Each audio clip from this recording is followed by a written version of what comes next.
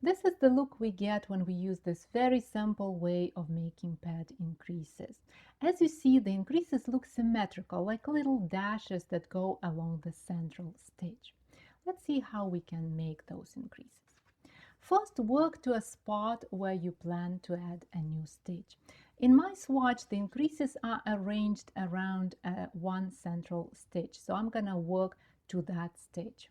I will simply knit all stitches because my swatch is based on stockinette stitch pattern, but if you use a different pattern, then simply follow the pattern instructions.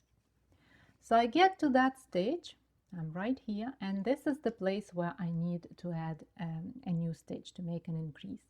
So make a regular yarn over. That means we bring the yarn to the front of the work, over the needle, and to the back of the work. That's it. That's how simple it is.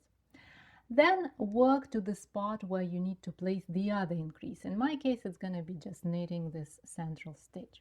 So my other increase is going to be right here. And in this spot, I'm going to make a reverse yarn over. That means we bring the yarn to the back of the work, over the needle, and to the front of the work. And then finish the row. That's it. We've just added 2 stitches to the work. We made the increase. Let's see how it looks. So we can tell that the increases are right here. These are our 2 yarn overs. But now we have to make sure that these yarn overs do not form any holes, and they look really nice and neat like these increases over here. And the trick here is to work these yarn overs as twisted stitches, and we were gonna do that in the next row. So in the next row, work to the first yarn over. And I'm gonna purl all stitches until I get to that first yarn over. It's gonna be right over here.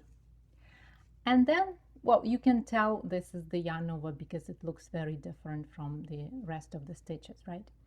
And we're gonna purl this yarn over the usual way through the front loop. So we bring the yarn to the front of the work, then we insert the right needle from right to left like this, and then we wrap the needle with the yarn, pull it through, just the regular drill that we do when we purl a stitch. So we simply purl this yarn over through the front loop. Then work to the next yarn over, and this one is going to be different. We're going to purl it through the back loop, and that means that we bring the yarn to the front of the work and then insert the tip of the right needle from left to right from over here. See, I go from over there into the stitch, and then we just wrap the needle with the yarn and finish off the purl. And that makes sure that the stitches do not form holes. So I'm going to finish this row, and we'll see that there are no holes over here. If you're working in the round, then you will do the opposite. You will knit the first yarn over through the back loop, and then you will knit the next yarn over through the front loop as usual. These increases work great both for working back and forth and for working in the round.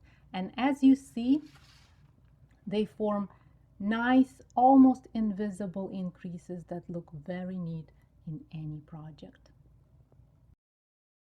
If you want to use increases as a decorative element of your project, then make a reverse yarn over at the right side of the line of the increases and the regular yarn over at the left side. This is the second way of making pad increases with yarn overs.